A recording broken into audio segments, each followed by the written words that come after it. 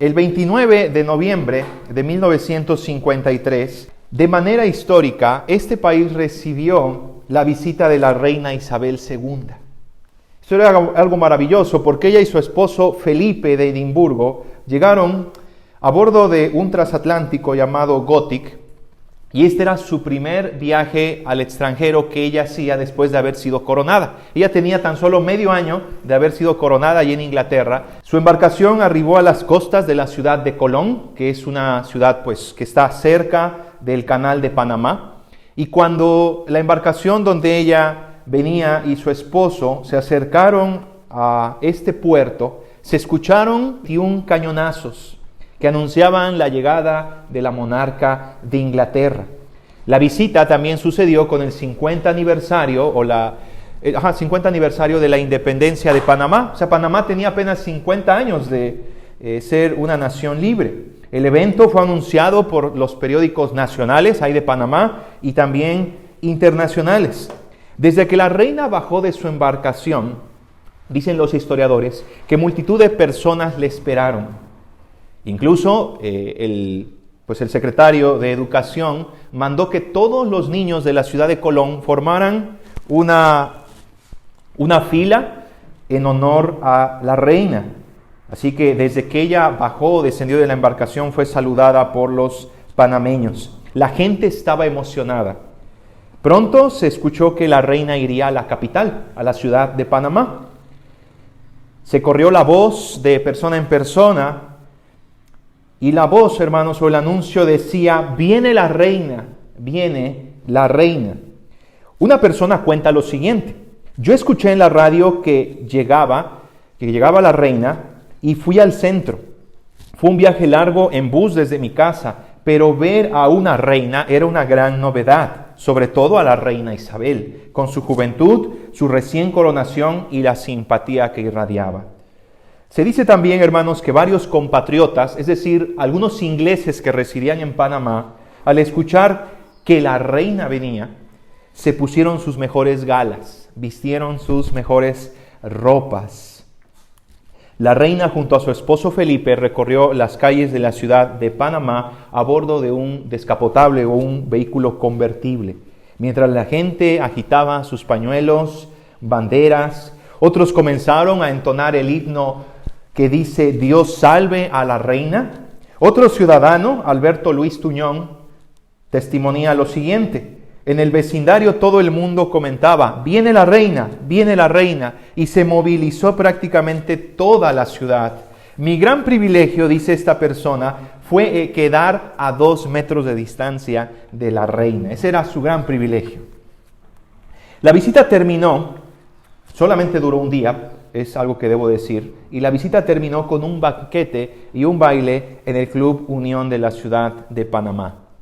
Hermanos, ante esta noticia, ante este relato, podemos decir que ellos tuvieron un gran privilegio.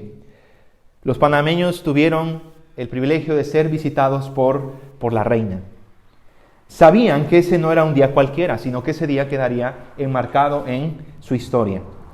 Ahora, imagínese usted si por las calles de Orizaba un día escucháramos el siguiente anuncio: Dios, el creador de todo lo que existe, vendrá a visitarnos.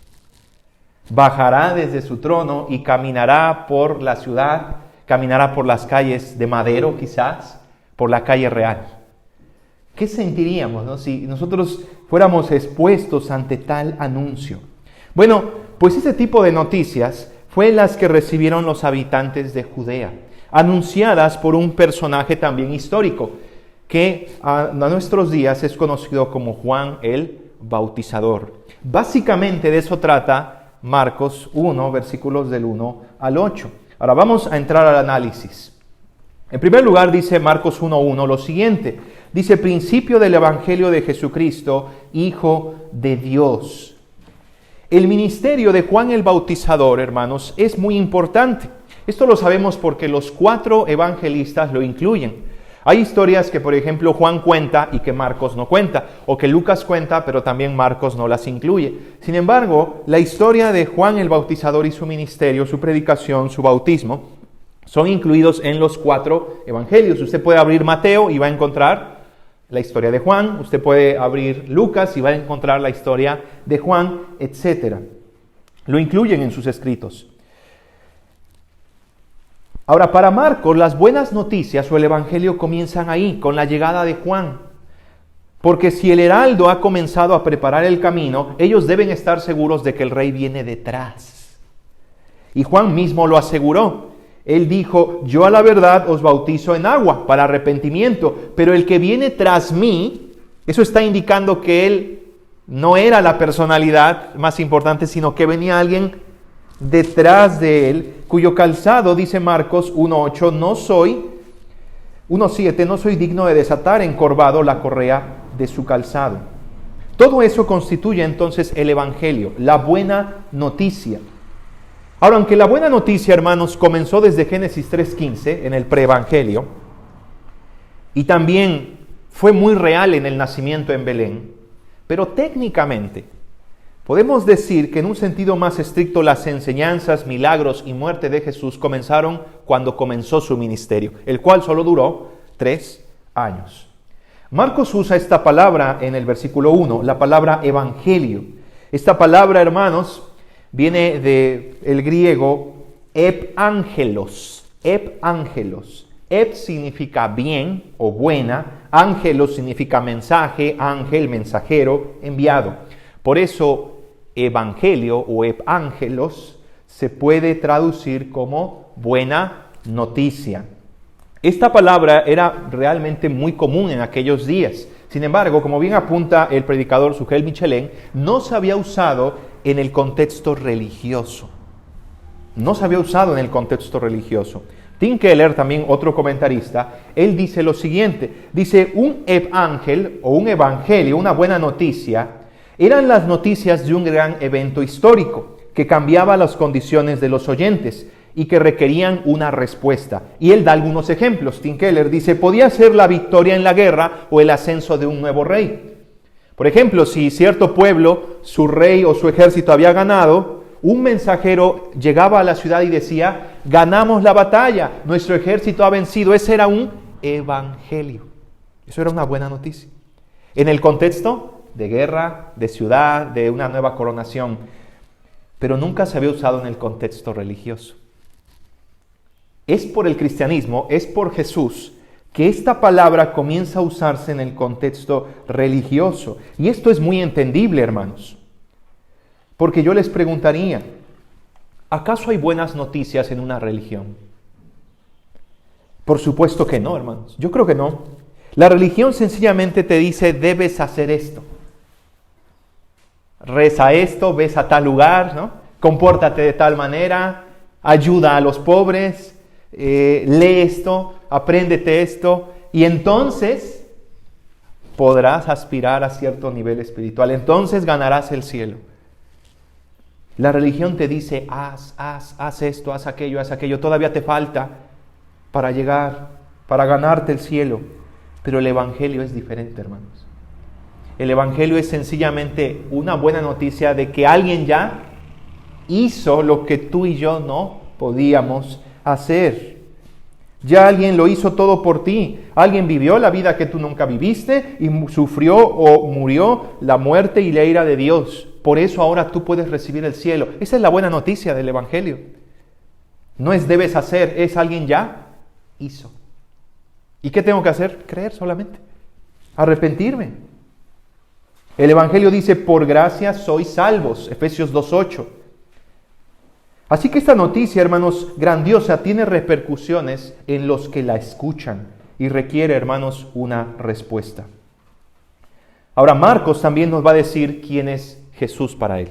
Marcos dice que Jesús es Jesús, es Cristo y es el Hijo de Dios, ahí en el versículo 1. Ya decíamos que esta palabra Jesucristo es un nombre compuesto, Jesús y Cristo. El nombre Jesús, hermanos, realmente significa Dios salva o Dios es salvación. Este nombre fue proferido por el ángel cuando aparece a María y le dice, y darás a luz un hijo y llamará su nombre Jesús, porque éste salvará a su pueblo de sus pecados. Jesús en griego es Iesous, en hebreo es Yeshua. y significa Dios es salvación. El otro nombre es Cristo. En hebreo, Cristo se dice Mesías. En griego, Cristo se dice Christos, que significa ungido, el prometido del Antiguo Testamento, el que cumple todas las profecías, el que Dios señaló para salvarnos. Y el tercer título es Hijo de Dios. Este nombre, hermanos, aunque podríamos decir muchas cosas, el título Hijo de Dios resalta la divinidad de Jesús. Todos aquellos que usted lee los evangelios, y llegaron a reconocer a Jesús, lo llamaron Hijo de Dios, es porque creyeron en Él, es porque se arrodillaron y lo adoraron. Algo que solamente se puede hacer ante ¿quién? Ante Dios. De hecho, vamos a Juan 5:28, sin perder, hermanos, Marcos. Juan 5:28 dice así: no os maravilléis de esto, porque vendrá hora cuando todos los que están en los sepulcros oirán su voz, y los que hicieron lo bueno saldrán a resurrección de vida, mas los que hicieron lo malo a resurrección de condenación. Bueno, dice el versículo 25: de cierto os digo, viene la hora, y ahora es, cuando los muertos oirán la voz del Hijo de Dios, y los que lo oyeren vivirán. En todo este pasaje, hermanos, Cristo se proclama como el Hijo de Dios. Y decir que Jesús es el Hijo de Dios es decir que Él es Dios. No por ser hijo es menos. Cuando decimos que Él es el Hijo de Dios, reconocemos que Él es el Hijo eterno de Dios. El Padre tiene un Hijo, que a su vez es la segunda persona de la Trinidad. ¿Quién es Jesús para Marcos? Es el Cristo, es Jesús y es el Hijo de Dios. Este Salvador estaba por venir, estaba por encarnarse y aparecer y manifestarse a su pueblo. Sin embargo, ¿estaba la gente preparada para recibirlo? Bueno, eso nos va a explicar ahora en los siguientes versículos Marcos. Vamos ahora a Marcos 1, 2 y 3. Y entonces Marcos aquí nos va a explicar cómo el rey tenía antes que preparársele el camino. El rey enviaría a un heraldo, a una voz, un anunciador que le prepararía el camino y dejaría al pueblo listo. Dice el versículo 2 y 3, como está escrito en Isaías el profeta: he aquí yo envío mi mensajero delante de tu faz, el cual preparará tu camino delante de ti. Voz del que clama en el desierto, preparad el camino del Señor, enderezad sus sendas. Marcos cita pocas veces al Antiguo Testamento, y esta es una de esas pocas citas. Quisiera, hermanos, que brevemente analicemos Isaías 43. Les voy a pedir que vayamos a esa cita, Isaías 43.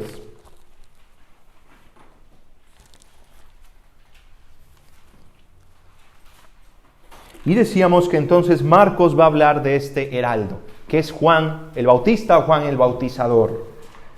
Terrenalmente, Juan era hijo de Zacarías, un sacerdote, y de Elizabeth, quien también era una levita, y de la familia de Aarón. Ambos eran justos y temerosos, pero eran estériles. No podían tener hijo.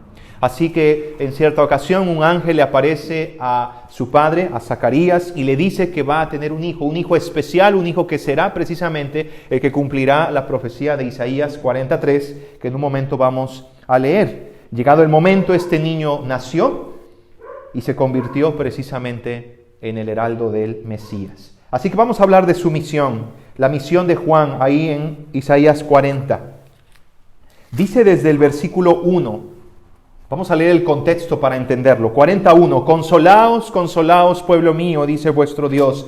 Hablad al corazón de Jerusalén, decidle a voces que su tiempo es ya cumplido, que su pecado es perdonado, que doble ha recibido de la mano de Jehová por todos sus pecados. Voz que clama en el desierto, preparad camino a Jehová, enderezad calzada en la soledad a nuestro Dios. Todo valle sea alzado y bájese todo monte y collado, y lo torcido se enderece y lo áspero se allane, y se manifestará la gloria de Jehová, y toda carne juntamente la verá, porque la boca de Jehová ha hablado. Voz que decía, da voces. Y yo respondí, ¿qué tengo que decir a voces? Que toda carne es hierba y toda su gloria como flor del campo. La hierba se seca y la flor se marchita, porque el viento de Jehová sopló en ella. Ciertamente como hierba es el pueblo. Sécase la hierba, marchítase la flor, mas la palabra del Dios nuestro permanece para siempre. Súbete sobre un monte alto, anunciadora de Sión. Levanta fuertemente tu voz, anunciadora de Jerusalén. Levántala, no temas. Di a las ciudades de Judá, ved aquí al Dios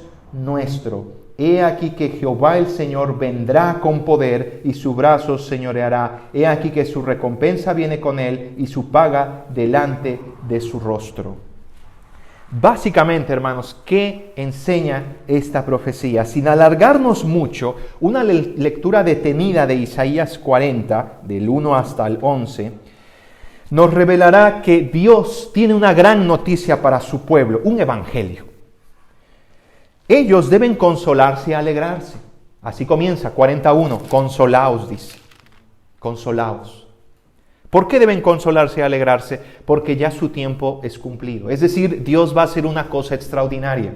A pesar de que los acaba de disciplinar, llevándolos a Babilonia, a pesar de que los acaba de castigar con estos reyes extranjeros, ellos volverán, pero no solo eso, sino que ellos tendrán la visita del mismo Dios. Dios los va a visitar. Eso lo dice de 3 maneras diferentes el pasaje de Isaías.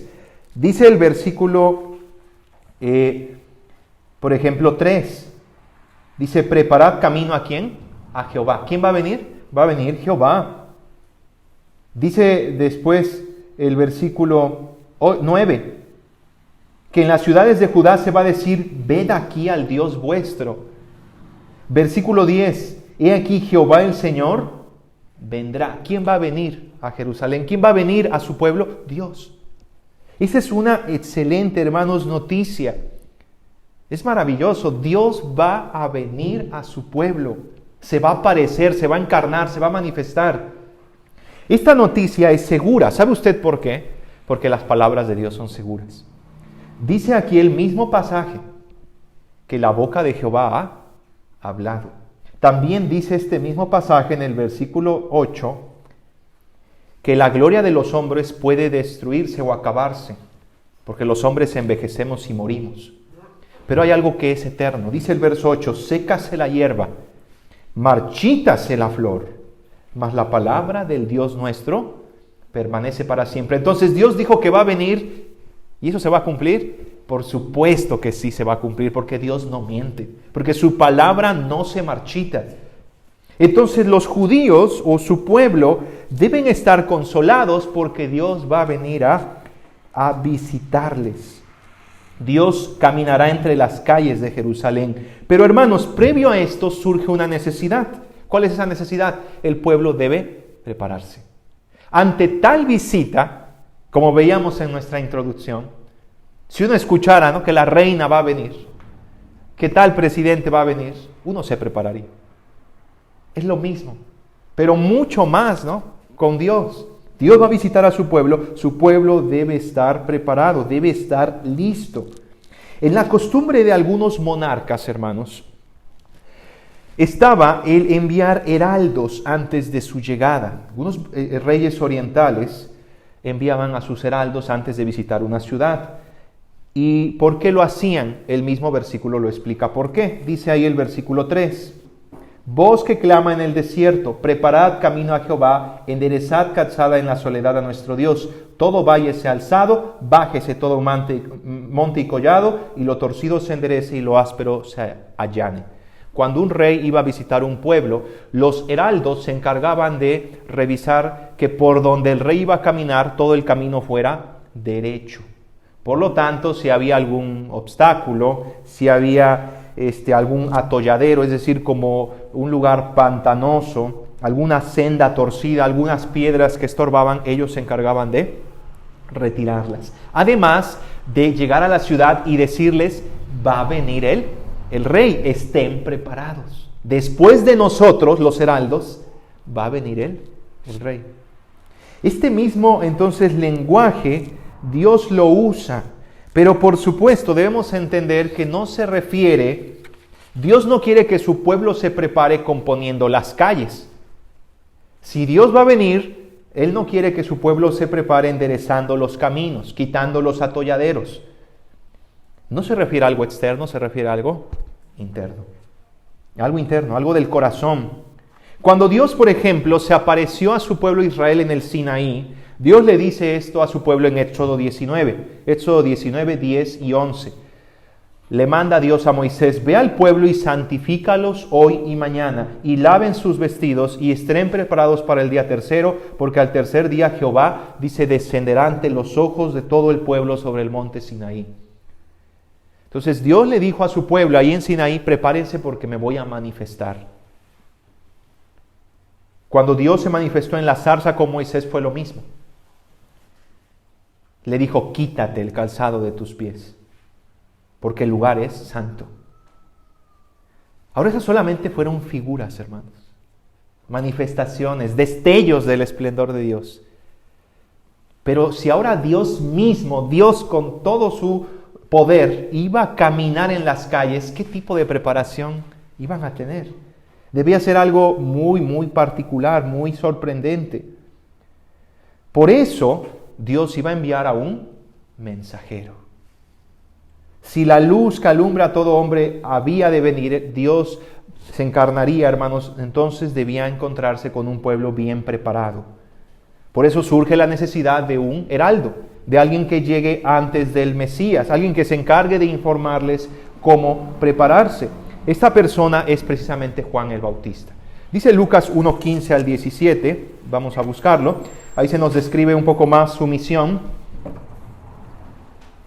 Lucas 1:15 al 17, dice: porque será grande delante de Dios, no beberá vino ni sidra, y será lleno del Espíritu Santo, aún desde el vientre de su madre. Hará que muchos de los hijos de Israel se conviertan al Señor, Dios de ellos, e irá delante de él con el espíritu y el poder de Elías, para hacer volver los corazones de los padres a los hijos, y de los rebeldes a la prudencia de los justos, para preparar al Señor un pueblo bien dispuesto. Esa era la misión de Juan el Bautizador. Ahora déjeme decirle dos cosas más. Su tarea de Juan o su misión no solamente era necesaria porque Dios vendría, lo cual pues ya es glorioso en sí mismo. Déjeme darle dos razones más. Una de ellas, 400 años, usted debe recordar esto, 400 años habían transcurrido desde que Dios había guardado silencio. No había hablado ni enviado a ningún profeta. El primer profeta después de los 400 años de silencio se llama Juan, porque Juan fue profeta. Es el primero, después de 400 años. Hacía mucho tiempo entonces que el pueblo no escuchaba palabra de Jehová. La nación había pasado por muchos cambios políticos, guerras que habían dañado y habían mezclado su religión con ideologías. La gente del tiempo de Jesús seguía más que costumbres y no la palabra del Señor. Los más conservadores y santos eran los fariseos, imagínense. ¿Qué tipo de personas iba a encontrar el Mesías? Por eso había la necesidad de prepararse. En segundo lugar, Jesucristo vendría a salvar y a perdonar, eso es cierto. Pero solo a aquellos que se dieran cuenta de su pecado. A aquellos que se habían mirado en su miserable condición. No a los sanos venía, sino a los enfermos. Así que tenían las personas que comenzar a considerar su conducta. Había muchos en el tiempo de Juan el Bautizador y de Jesucristo que se consolaban con decir: tenemos a Abraham por padre. ¿Qué significa eso? Tenemos a Abraham por padre. Bueno, había una creencia judía que si tú eras judío, tú eras casi salvo. Casi te ibas al cielo con Abraham, Isaac, Jacob y con el Dios de ellos. Tenemos a Abraham por padre, tenemos la sangre. Ustedes no pueden, ¿por qué? Porque son romanos, son a lo mejor de Sidón, son filisteos, pero nosotros somos judíos. La sangre de Abraham está corriendo por nosotros. Pero su conducta, ¿cómo era? Pecaminosa. Juan aparece y les dice: no penséis que porque tenéis a Abraham por padre, ustedes ya son salvos. Es más, les dijo algo muy fuerte. Les dijo: generación de víboras. ¿Quién les enseñó a huir de la ira venidera? En consecuencia, hermanos, ellos no tenían el cielo asegurado, sino que más bien, si no se arrepentían, si no cambiaban su conducta, el infierno los esperaba. En Lucas 3:17, Juan predicó lo siguiente. Dice que Jesús trae su aventador en su mano. ¿Qué era el aventador? Era, hermanos, como un tridente con el que se agarraba el trigo y se echaba al aire. Al echarse al aire, toda la paja era quitada y solo el grano se quedaba. Y Juan el Bautista dice, Jesús trae el aventador en su mano. Y sigue diciendo, limpiará su era y recogerá el trigo en su granero y quemará la paja en fuego que nunca se apaga. En Mateo 3:10, Juan dice que Jesús trae un hacha, no solo un aventador. Dice, trae un hacha para cortar sin dejarles tronco ni raíz los árboles que no dan buen fruto. Y esos árboles los arrojará a un fuego eterno. Esa era la predicación de Juan. Si Jesús, hermanos, si el Mesías ha de venir con aventador y con hacha, ¿no debía el pueblo prepararse para no ser cortado, para no ser echado al fuego? ¿No deberían despertar de su mal proceder y componer sus caminos? No sea que el rey viniera y ellos se quedaran fuera de su reino. Y podríamos mencionar las otras citas. No lo voy a hacer por causa de tiempo, hermanos. Solo quiero añadir una cosa más. Vamos a Malaquías 3:1. Entonces, vean la importancia de la misión de Juan. Juan necesitaba venir. Malaquías 3:1. Esta profecía es otra que anuncia a Juan el Bautizador. Dice Malaquías 3:1, he aquí yo envío mi mensajero, el cual preparará el camino delante de mí, y vendrá súbitamente a su templo el Señor, a quien vosotros buscáis, y el ángel del pacto, a quien deseáis vosotros. He aquí viene, ha dicho Jehová de los ejércitos. Una cosa más, hermanos, quiero añadir a todo esto, y es la siguiente. Tanto Isaías como Malaquías dicen claramente que Dios va a venir. Ahora, cuando tú vas al Nuevo Testamento, Marcos, ¿cómo lo interpreta? Marcos no dice Dios va a venir, Marcos dice Jesús va a venir. Esa es una prueba de la divinidad de Jesús. Marcos compara a Jesús con ese Dios que está diciendo en Isaías que va a venir. Porque en Isaías dice, va a venir Dios, y lo van a ver en las calles. Y Marcos dice que esa profecía se cumplió al venir Jesús. De hecho, si somos muy cuidadosos, dice Malaquías 3:1, he aquí yo envío mi mensajero, el cual preparará el camino delante de ¿quién? De mí. Como si Dios dijera, yo mismo voy a enviar un mensajero que me va a preparar mi propio camino. Pero cuando vamos a Marcos 1:2, dice, he aquí yo envío mi mensajero delante de tu faz, el cual preparará tu camino. O sea, ¿quién envió a quién? ¿Dios envió a su mensajero para preparar su propio camino o Dios envió su mensajero para preparar el camino de Jesús? Bueno, la respuesta es esa. Dios, el Padre, envió su mensajero para preparar el camino de Dios mismo, porque Jesús es Dios, pero no es la misma persona, porque el Padre y el Hijo son dos personas diferentes.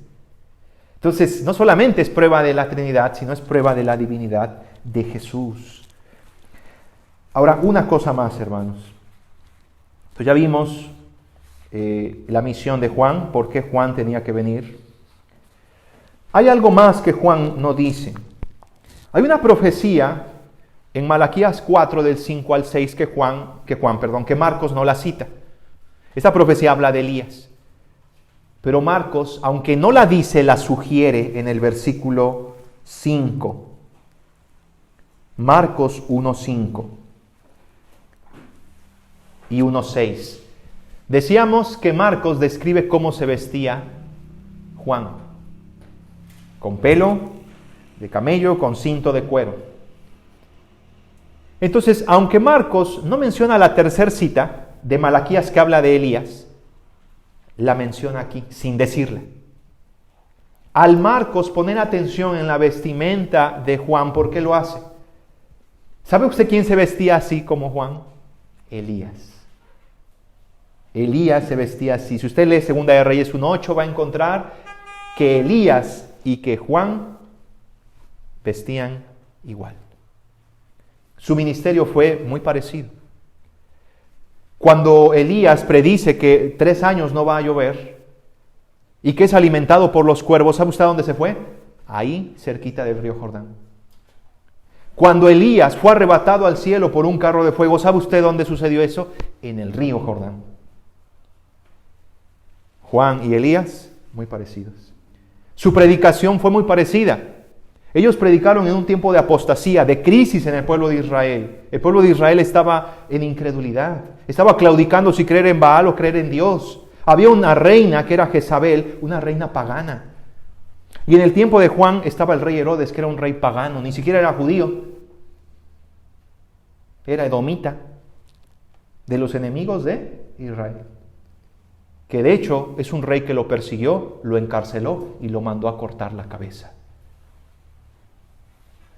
A Juan el Bautista. Para ir concluyendo, hermanos, la predicación de Juan el Bautista. La predicación de Juan el Bautista. Muy rápidamente, 4 cositas que quiero señalar de su predicación.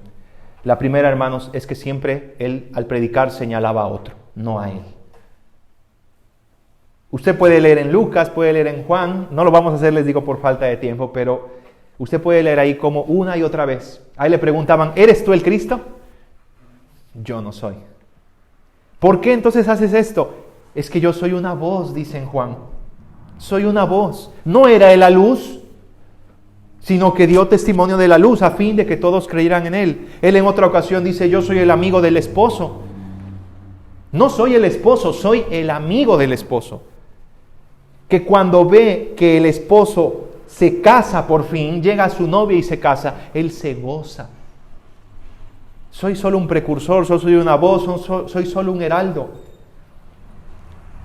Nunca buscó su propia honra. Él siempre llevó a otros a mirar y creer en Cristo. Cuando usted, hermano, predique, eso es lo que debe hacer. No buscar nuestra propia honra y aplausos, sino que la gente vea a Jesús. No me hagan caso a mí, escuchen a Jesús. Él siempre llevó a la gente a eso. En segundo lugar, su predicación, antes de ser una buena noticia, debía ser una mala noticia. Él buscaba hacer volver los corazones de las personas a Dios. En Lucas 3, del 7 al 13, usted lo puede leer en casa, ahí Lucas expande la predicación de Juan, donde él habla todas estas cosas, que su aventador trae en su mano, que él va a echar al fuego, a la paja, que tienen que comenzar a hacer frutos dignos de arrepentimiento, que tienen que cambiar su vida, y la gente se acerca y le dice, ¿y qué debemos hacer? El que tiene 2 túnicas, dele una. Los soldados vienen y le preguntan, ¿y nosotros qué debemos hacer? Ustedes confórmense con su salario, no extorsionen a las personas, cambien su conducta. Cambien su manera de ser. De no ser así, serán reos del infierno. De no arrepentirse, de no creer en Jesús, que viene detrás de él, ellos están condenados. No deben engañarse tampoco con el pensamiento de yo soy judío, porque Juan dice que Dios puede levantar hijos de Abraham aún de esas piedras. ¿Cuánta gente hoy se conforma con eso? Con su buena actitud, con su buena religión y dice, yo estoy bien, yo tengo ganado el cielo.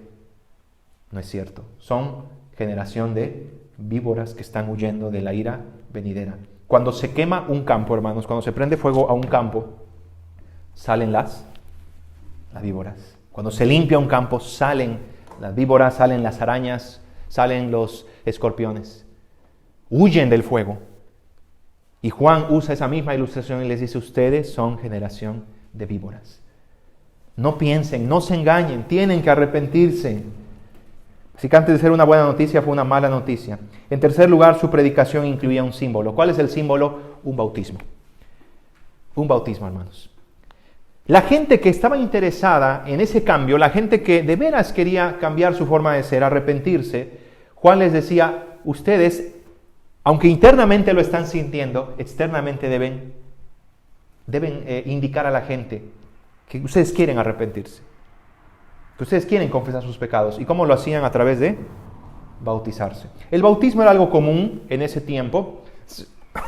Se dice que los judíos, hermanos, cuando un gentil decía, yo quiero ser judío, tenía que hacer 2 cosas. Cuando un gentil, imagínense que un filisteo, un romano, un sidonio quería ahora ser judío, tenía que hacer dos cosas. Una era circuncidarse si era hombre, eso era algo interno.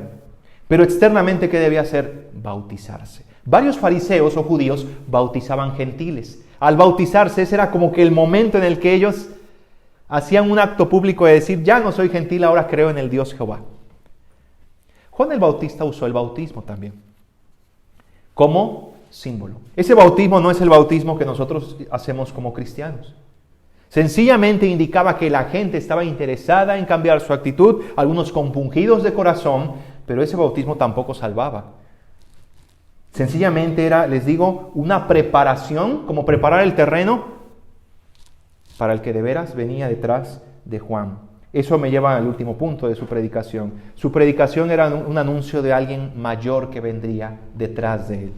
Él dijo una y otra vez, viene detrás de mí uno que es antes que yo, uno que es antes que yo, que era primero que yo, del que yo no soy digno de desatar encorvado ni su calzado. Ni siquiera soy digno de eso. No puedo ni siquiera inclinarme y quitarle la correa de su calzado. Es alguien más poderoso que yo, dice Marcos 1:7. Viene detrás de mí el que es más poderoso que yo. ¿Qué hará él? Versículo 8. Él bautizará con el Espíritu Santo. El trabajo de Juan no estaba completo, hermanos. Era solo un preámbulo, una preparación para el que vendría a realmente cambiar los corazones, al que vendría realmente a librar a las personas de las garras del diablo, del infierno. La verdadera salvación estaba por venir. El Cordero de Dios que quita el pecado del mundo estaba por aparecer. Él quitaría el pecado para siempre de aquellos que se arrepentían. Todo lo que los profetas habían anunciado estaba por cumplirse en esa precisa generación, en ese preciso tiempo, en esa precisa época. Él logrará lo que nadie, no solo a nivel de milagros, sino al acercar a las personas a Dios. Eso predicaba Juan. Ahora, manera de conclusión, hermanos, dos cosas muy importantes. Vamos a Amós 4:12. Será el último versículo. Amós 4:12. Dice así: Por tanto, de esta manera te haré a ti, oh Israel, y porque te he de hacer esto, prepárate para venir al encuentro de tu Dios, oh Israel. Hermanos, el anuncio de Juan el Bautista no es diferente al día de hoy. El rey va a volver. El rey va a venir. La diferencia es esta. Cuando Juan lo anunció, el rey venía a salvar, a perdonar y a juzgar y a cortar. La diferencia es esa. El rey que ahora va a venir otra vez, Jesús que va a regresar, ahora no viene ni a salvar ni a perdonar. Solo trae el hacha y el aventador. Viene a juzgar a aquellos que no se han arrepentido de sus pecados. Por eso dice aquí, prepárate para venir al encuentro de tu Dios. Él va a volver. Y si Él no viene en la vida que tú vivas aquí en la tierra, tú puedes morir en cualquier momento y te encontrarás con Él en el cielo. Y si no has creído en Cristo, Él será tu juez. ¿Estás listo? ¿Estás preparado para venir al encuentro de Él? ¿Tienes la sangre de Cristo que cubre tus pecados para presentarte sin mancha? ¿Para presentarte confiado de que el cielo será tu morada? ¿O no estás listo? ¿O no estás seguro de venir a ese encuentro? Eso es algo muy importante. Desde el tiempo de Juan esto se está anunciando. Prepárense, prepárense, enderecen sus caminos. Pero quizás usted ya está preparado, quizás usted ya es creyente. El mensaje no es muy diferente. El rey vendrá. Y si tú eres hijo de Dios, entonces eres siervo de Él. Hay multitud de parábolas en el Nuevo Testamento que hablan que el rey se fue y dejó a sus siervos. ¿Para qué? Para que trabajen. Para que se ocupen en lo que Dios les ha dado. Porque el rey vendrá y también le va a pedir cuentas a sus siervos. Y les va a decir, ¿qué hiciste con lo que te di? Él va a venir también como ladrón en la noche a la hora que no sabemos Y Él quiere que estemos preparados. Dice el Señor Jesucristo en el Evangelio de Lucas: cuidaos que vuestro corazón no se llene de glotonería, de avaricia, de pecado. Él se fue. Y no suceda, dice Cristo, en lenguaje, hermanos, actual, para que usted me entienda, no suceda que el gato se fue y los ratones hagan fiesta. Eso es lo que Él está diciendo. Porque Dios no está, nosotros no debemos ser fieles, no debemos cumplir, obedecerlo. Porque ya hice algo malo y no me pasó nada, yo puedo seguir así. Él vendrá a pedirnos cuentas a todos, aunque ya seas cristiano. ¿Estás preparado? Por eso el título de ese sermón, ¿no? Prepárate para la llegada del Mesías. Él ya vino la primera vez, pero Él vendrá de regreso. Así que, hermanos, con esto en mente, vamos a orar. Les invito a que nos pongamos de pie. Vamos a dar gracias al Señor por este tema del día de hoy. Oremos. Padre Santo, te damos gracias nuevamente por tu palabra, por el mensaje que nos has dado. Señor, ayúdanos a que estemos listos. Que no suceda como a tu pueblo, que a lo suyo vino, pero los suyos no le recibieron. Que a pesar de que enviaste al mensajero, lo rechazaron. Dice Jesucristo: Elías ya vino. Hicieron lo que quisieron con él porque lo mataron. Mataron al mensajero que enviaste. Y a todos los que enviaste antes. Y cuando vino Jesús, hicieron lo mismo. Mataron al Cristo. Como en aquella parábola de los labradores malvados de la viña. Te rogamos entonces que tú nos ayudes, Señor, a estar listos, aún siendo ya creyentes, porque un día pedirás cuentas de tus siervos. Y si hay aquí alguien que aún no ha creído en ti, que aún no has arrepentido de sus pecados, Padre, toca su corazón. No sea que el hacha le corte de raíz, no sea que después de dejar este mundo sea arrojado al fuego que nunca se apaga, Señor. Libra a cualquier persona que en esta hora esté aquí y que no sea tuya. Te rogamos, Padre, entonces estas cosas y lo pedimos en Cristo Jesús. Amén.